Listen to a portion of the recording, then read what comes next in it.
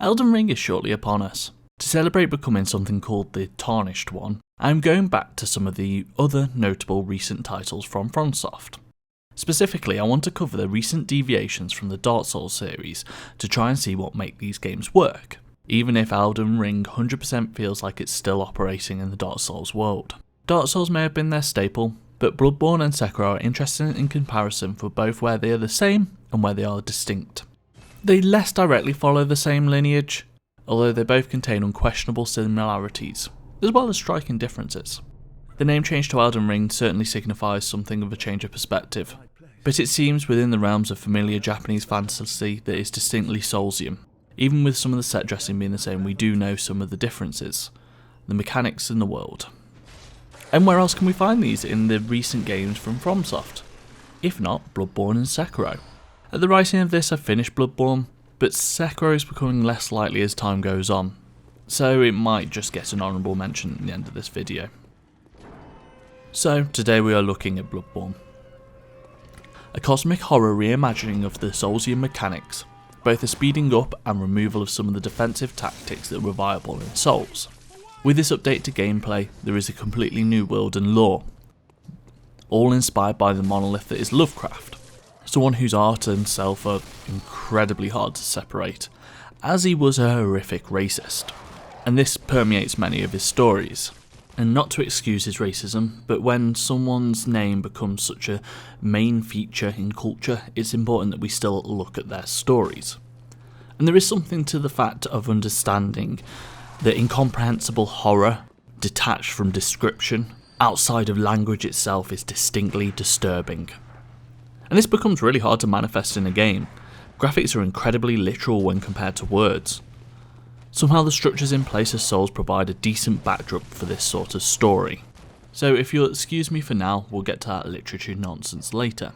First, mechanics. The core loop, the very satisfying loop at the centre of Dark Souls, is one where death has broken.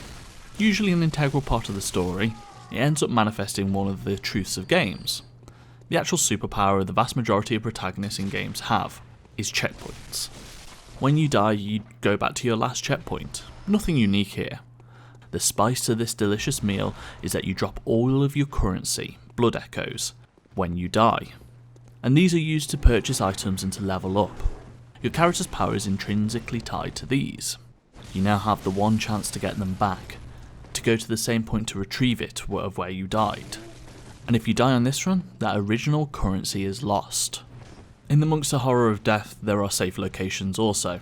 These bonfires where you can rest and reset the world, respawning all the monsters, but also refilling all your health. This is usually a part of the process of leveling up, whether directly or transporting you back to a safe hub. In this case it's the latter, and you get transported back to the hunter's dream. This, with the lose currency on death mechanic, creates a dynamic to exploration that builds tension and pressure the further that you proceed into a level. As you move ahead, you are getting more currency and further away from your last safe bonfire, making any journey to collect it after misfortune arduous, even when armed with the knowledge of the level bringing some element of ease. Risk and reward is essential to this sort of design. Levels also happen to be designed with shortcuts. You may progress a certain amount forward and be able to unlock a gate or lower a lift that leads backwards. This then allows you to make each checkpoint more dynamic. Each leads to multiple paths for further exploration. There is a sense of relief as you move past a challenge and discover a path back to a checkpoint, especially when you're hoarding too many blood echoes, knowing that you should have cashed them in earlier. There is a sense of relief too as you look upon a new checkpoint, knowing that that gives a safe haven, but also a new area and the tension of new challenges to face. It aids the ability to create levels that are incredibly dense. The starting Yharnam area is probably the best at this in any of the Souls games, with several areas all explorable from one bonfire. Instead of it being a linear run of bonfire to bonfire to bonfire, you basically start the first good few hours of this game all coming from the same central location. As you come to play more of these games, you'll realise that getting a sense of what they are and how they operate is really important to them. It's hard for me to talk about this in a way that would be without this knowledge because I've played a lot of these games before in the past. So I'd rather talk about some of the things that knowing going in alleviates some of the issues that you may have with the Souls games. For one, knowing that the game is balanced around you losing all of that currency actually alleviates a good deal of frustration. It can still feel like a huge mistake when you do it, but just know that the game is built for this. You come to know which run is risky and which you are playing safe. Sometimes a mad dash forward to explore with no echoes means you have little to lose when you do die, but you can always gain knowledge. Or you can choose to play it safe and build currency, getting your grind on. Often when a boss is found, you inevitably die. The best way to get back to it is just to bucket past all those things that presented a challenge initially. You know your way now. You come to know that a starting weapon will probably be fine as long as it's fully upgraded. You come to know that all of the parts of the game are intended, and all these emotions are as well. There's also little things like knowing that through death you can bring cold dew blood, items rewarded for exploration that can be cashed in for echoes whenever you wish. There are a lot of little things that make that big death and loss easier to work through. Even armed with all this knowledge, when you do lose all that experience, or know that you could lose that experience, it does have the effect of bringing tension. When you're collapsing under the weight of echoes and face a guy with a Gatling gun, or some configuration of enemies you've not seen before, you try to take it slow. You try and figure out what is going on. You inevitably at some point will end up dropping these on the floor, the echoes that is. You try and tiptoe back to your location, on edge, head on a swivel for any danger, knowing that there is something at stake. You see, this is another component of the balance of these games. Having the inability to collect your currency is often due to a series of bad choices. I decided to push on forward instead of returning. I risked in the hopes for a greater reward. When you do choose to go and cash in that level up, you are provided with a list of stats and a rough idea of what they do. This is another situation where it's kind of a lot at first, but once you know what you're doing, it's simple. Don't get me wrong, I'm sure there's ways of min-maxing these games to the nth degree, creating a perfect stat line to overcome all situations, to make the most of your all planned out run. Well, it's, kind of true, but you don't actually need all these esoteric deeper knowledges that lead to some of the weirder mechanics throughout. For me, you only really need to know one thing: the type of weapon you're using, just level up the good stat with that, and level up health and stamina. There are soft caps where your level ups after that point will not do as much, and there are hard caps where your level ups after that point will kind of do nothing. Reach for those. Sometimes there's a little bit of magic you want to gain through a certain faith ability or something like that, but there really isn't much else to it. The game just doesn't tell you much of that stuff. But that, along with levelling your weapons up, you're kinda good to go. The rest of it's on you. There is also one other core solution I want to discuss. You can grind. And this is something that becomes even more pertinent with Bloodborne. Your healing item, blood vials, are not replenished with every death, like in some Souls games, and instead must be dropped by enemies that you've killed. Now this might seem like another cause of greater frustration, and it is for some people, but it does bring something to the game that I do enjoy also. There is a balance to this. It makes the decision to heal at any point in the game one that you have to be judicious about. Failing this means grinding down the line. This playthrough I did not have to grind once, and this is not down to just not needing the vials, I did need them. Instead it was knowing when to use them. Is this boss fight a vial fight, an actual fight, one where I'm going for the kill? Or is it just a scouting one where I'm using my superpower of checkpoints? Did an enemy just drop an item that's likely vials? Well, I can take a little heal then, and replenish my current stockpile. Now I do remember getting to the DLC on my first playthrough, and finding that I ended up having to grind vials from that point onwards, so the situation of grinding vials is never the nicest. But when it's balanced right and works right for the individual player, this whole system is quite nice. It's all about picking the right time. I've described what I take from my general play experience of a Souls game, and it's one that's true for Bloodborne also. I have mostly chosen not to describe much of what makes Bloodborne interesting in this context, so let's do that. For one, it's a much faster game than Souls. Gone is the shield, the ability to block is made fun of with one of the in-game shields that you can find. Instead, now you have a pistol, which you may mistake for a ranged weapon. No, this is to parry with. You cannot sit shield up and waiting, you have to use the parry alongside the generous dodge. Interestingly, I've not played shield style in a Souls game for a long time. choosing instead to go for a dexterity or strength style weapon, relying just on that and dodging instead of armour. So it just happens that I'm particularly suited to Bloodborne right away. This, quicker movement, less or no heavy armour, and the fact that you gain health back by doing damage to the enemy for a short period of time after you take damage, all mixed together to create a cocktail of mechanics that make it much faster than Souls. The core, the button inputs, all of this remains the same, but peripheral mechanics deeply change the ebb and flow of every encounter. I would even say that the encounter types themselves aren't particularly unique. You will kind of find these combinations of different monsters in each of the games previous. That is not the thing that affects how they play out. Instead, it's the questions asked of the player that drastically change the game. I would be remiss to not mention the trick weapons also. I didn't really find a place up to this moment comparing Souls and Bloodborne to mention it, and I don't think it actually changes too much at the core flow of gameplay, even if it does elongate your combos. They are just cool and thematic as all hell. You can press a button to change your weapon between two forms. The Sword Cleaver of my most recent playthrough is either a close range weapon or a big sweeping attack. As I said earlier, it extends your combos because you can press a button to transform in the midst of combat, doing an attacking move that would transform the weapon for added damage. But this is something that most Souls games actually do. There's always a layer of complexity added to the weapons and additional movesets or combos as you go through the series. That being said, I love the trick weapons. They embrace the fun side of weapon creation, as well as being a fundamentally different game for each time that you play through. And each of them's viable. So, the part I've been dreading, and the part that I tend to stumble on when it comes to writing about Souls, the story. This is actually not my first go of this. I did play the first Souls game in the last year and try and write about it, and I can never quite fully express my opinion and thoughts on the story in a way that I'm happy.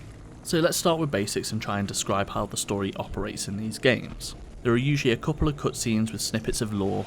They are often descriptive and can show a narrative beat, but all direct storytelling tends to be purposely vague. Often deeper context is hidden in item descriptions, evidence from the way the world is built around you, and other such places. This leads to the fact that you can easily play thousands of hours of this series and know little of what is actually happening around you. It leads to the phenomenon of entire YouTube channels discussing lore based on evidentiary texts. It's all a little esoteric. The world often happens to you as you progress through it. You happen to be one of the main actors, but more bumbling and stumbling your way through things. That being said, every detail within is very evocative. And without the standard being so high, there wouldn't be any point to the YouTube channels. No interest in doing Souls homework. Take Bloodborne for instance. Statements like fear the old blood can be something that lingers, imprints in the mind, or it can be a statement of warning that points to the dark underpinnings of Yharnam. The great monstrous one reborn is either a horrific creature born out of some bell ringing, or a man's attempt at joining the unknowable god-like creatures as an old one. Father Gascoigne is either a fun boss or a deeply tragic character. I mean, on that last one, it can be both. And I only really know bits of this lore because of YouTube. I'm not one of these original lore hunters that went deep on each game as they were released. And it's an aspect of the game I've completely only engaged with on the peripheries. But it is one I am continually fascinated by. And something I'm hoping to change in Elden Ring. I'm going to play that game with a notebook by me. The fact that a decent chunk of the story, world building and lore is not only a puzzle, but almost completely optional, creates the space and requirement for interpretation as well as active engagement from the player. But this has the danger of falling flat. You know, it seems like a trick that could be easily repeatable. There is something in the way that these games write its lore that's eminently readable and interesting. As I said earlier, I've always found myself a little conflicted about this form of storytelling. I'm not quite sure of its efficacy. It's not efficient. But on further consideration, it does certain things really, really well. It makes a world of items that matter, that connect it, creating a historical through line that builds something grand. There is a narrative here, but more importantly, world building. It manages to feel much more lifelike than most games, where you can just read the lore at the drop of a hat. Your job, if you're interested in the story, is one of an archaeologist, working with several different texts and items to piece together the whole. You end up working with evidence. The actual story of Bloodborne itself is very good. I don't know if it's the repeating themes across Souls, but those stories often do not stay internalised for me. Whereas with Bloodborne it manages to stay a little better, maybe just playing it more recently. It uses the trappings associated with Lovecraft, and it's knowledgeable enough to know that it needs to be careful. The rot comes from within in Bloodborne. It's caused by a society that chooses it and builds structures around it. The blood of the old gods, the healing blood that the Yharnam is famous for, becomes a centralised thing that this society springs up over. And it's the very thing that turns them into monsters, turns them to horrific beasts. It comes from within, it's a choice. Whereas in Lovecraft it is often caused by outsiders, of a different race. So it's still operating within the same trappings, but without the same fundamental flaw. Bloodborne does have something of a Great One mythos, beings that escape description and understanding. And it does dabble with this leading to madness, but it's never really derogatory about the mad. Or it doesn't really find them scary. More pointing to the hubris for knowledge and advancement leading people there, leading people into a position being trapped. The characters feel like they revel too much in this newfound knowledge. The slow reveal of the Great Ones and their position in the world that you've already explored is a great realisation that the world is bad, but like bad. Comparatively, in something like In the Mountains of Madness by Lovecraft, we have a world that is painfully described, lore explained, and even if the information is here in Bloodborne, we are left to fill in the blanks on our own terms. Filling in the blanks, spaces in between. These are both factors of a less direct storytelling, and one that I think is so ready for participation from audience members. It's one done by Souls, but we've talked about it in reference to older graphics in games as well, and I think generally is perfect for games. Games themselves tending to be a longer medium in terms of time taken to absorb, leave this great space for lingering consideration, mulling over and passing through. They can be really chunky and dense whilst appearing sparse. Because they take place in a space that you can more naturally tie to a story, to individual areas, placing the story in an evidential way really suits a player-directed archaeological expedition to try and find out what's happening. This also particularly suits the type of mythos that the world of Bloodborne itself is creating. The very nature of not having all the answers immediately at your fingertips adds to the nightmare around you, makes it harder to comprehend. That is all to say I'm very excited for the up and coming Elden Ring. I stated earlier that I've been playing a little bit of Sekiro also, and that I'm afraid that I might not get to finish that game, and it's looking that way. So I'm going to talk a little bit about how it fits in here. Sekiro is really interesting in the context of story. All the things that I've just waxed lyrical about don't apply in as greater amounts. There is actual narrative beats in Sekiro that are easier to follow, but it never can truly get away from that Souls storytelling, still having the item descriptions, still having those bits of information hidden. The combat remains the most interesting part for me here though. It creates a systematised parry that is essential for every encounter. You learn the beats of the parry song to weaken an enemy's defences, and swing to the offence yourself at the best moment. To do something so different and technical makes me very interested in Elden Ring, even if that isn't quite what that game's going for. Whenever the Souls games create new mechanics, I am interested. And Bloodborne's differences come into this also. The quicker combat and completely different story all magnify this thought process for me. We are talking about a studio whose most successful games are often experiments, and Elden Ring looks to be one of the biggest experiments of the studio. So even if I'm not covering it extensively and only that game, I will be getting a video or two up and running. So I would like you to subscribe if you want to see those, and drop a like because that does make me happy. Thank you for watching, my name has been Billy, goodbye.